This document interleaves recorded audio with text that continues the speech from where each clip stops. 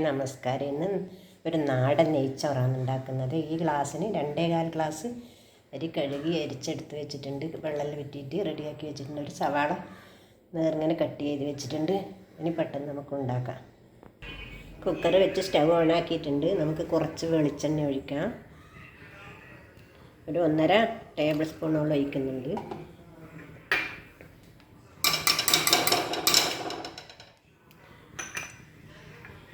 നെയ്യും ഏകദേശം അതേ അളവിൽ വയ്ക്കുന്നുണ്ട്. എണ്ണ ചൂടാകുമ്പോൾ കുറച്ച് അണ്ടിപ്പരിപ്പ്,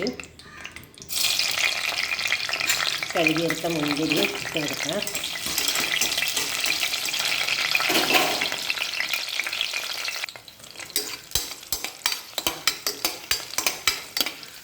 ഈ ഒരു സമയം കോരിയെടുക്കാം. ഇനി വെച്ചാൽ കരിഞ്ഞു. എണ്ണയിലേക്ക് ഒരു സവാളേൻ്റെ 1/4 ഭാഗം നമുക്ക് ഫ്രൈ ചെയ്ത് എടുക്കാം. ഹൈ ഫ്ലെയിമിലാണ് വെച്ചിട്ടുള്ളത്. പെട്ടെന്ന് ഫ്രൈ ആയി കിട്ടാൻ ഒരു നുള്ളു ഉപ്പിട്ട് കൊടുക്കുന്നുണ്ട്.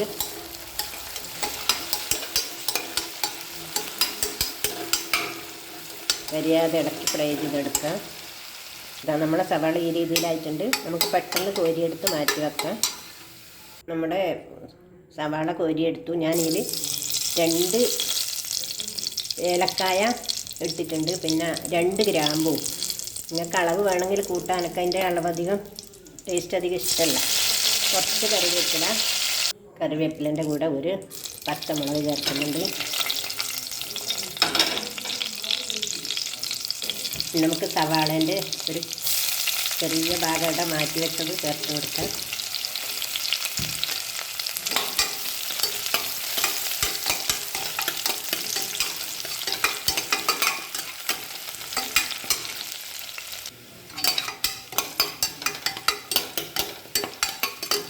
സവാള ഇങ്ങനെ ചെറിയ രീതിയിൽ ഒന്ന് വാടി വരുമ്പോൾ നമുക്ക് അരി ചേർത്ത് കൊടുക്കാം.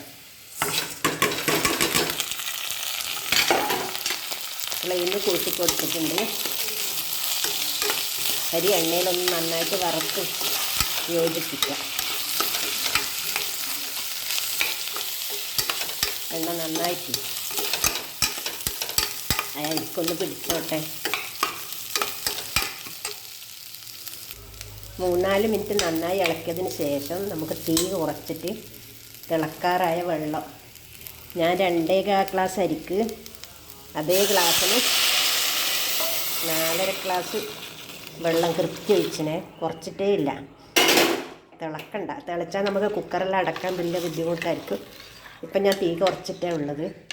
ഇനി ഇതിലേക്ക് ഉപ്പ്, കുറച്ച് ചെറുനാരങ്ങ, ഒരു നാരങ്ങേൻ്റെ 1/4 ഭാഗം ചെറുനാരങ്ങേൻ്റെ നീരെടുത്താൽ മതി.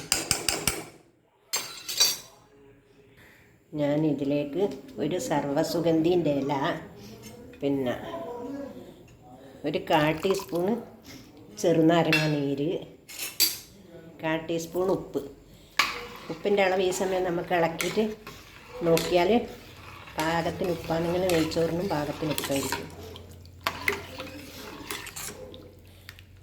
തീ കൂട്ടി വെച്ചിട്ട് കുക്കറിൻ്റെ അടപ്പടക്കാൻ പാടില്ല. ഞാനിത് കുറച്ച് വെച്ചിട്ടാണ് ഉള്ളത്. നന്നായി ഇളക്കി ഇനി നമുക്ക് കുക്കറിൻ്റെ അടപ്പടച്ച് കൊടുക്കാം. അടപ്പടച്ച് കഴിഞ്ഞാൽ നമുക്ക് ഹൈ ഫ്ലെയിമിൽ വെച്ച് കൊടുക്കാം. ഹൈ ഫ്ലെയിമിൽ ആദ്യത്തെ വിസിൽ വരാൻ നോക്കുന്നുണ്ട്. നമുക്ക് സ്റ്റൗ ഓഫ് ചെയ്തിട്ടുണ്ട്. പ്രഷർ ഫുള്ളായിട്ട് പോകാൻ കാത്തിക്കണ്ട. ഒരു 10 മിനിറ്റ് 12 മിനിറ്റ് കഴിയുമ്പോൾ നമുക്ക് തുറന്നെടുക്കാം. ഫുള്ള് പ്രഷർ പോകുന്നതിന് മുമ്പ് നമുക്ക് തുറക്കാം.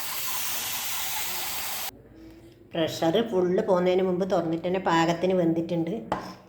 ഇനി നമുക്ക് പാത്രത്തിലേക്ക് മാറ്റാം, അല്ലെങ്കിൽ കൂടുതൽ വെന്തു പോകും. നെയ്ച്ചോറ് പാത്രത്തിലേക്ക് മാറ്റി ഇനി നമുക്ക് കഴിക്കാം. മുട്ടക്കറി, ഒരു സിമ്പിൾ മുട്ടക്കറിയാണ്. എനിക്ക് മഴ നനഞ്ഞുകൊണ്ട് പനിയായിരുന്നു, അതുകൊണ്ട് നെയ്ച്ചോറ് പെട്ടെന്നൊന്നും ഉണ്ടാക്കി. അതുപോലത്തെ ഒരു മുട്ടക്കറി നാടൻ. നല്ലൊരു വീഡിയോ ആയിട്ട് പെട്ടെന്ന് തന്നെ കാണാം. എല്ലാവർക്കും നന്ദി, നമസ്കാരം.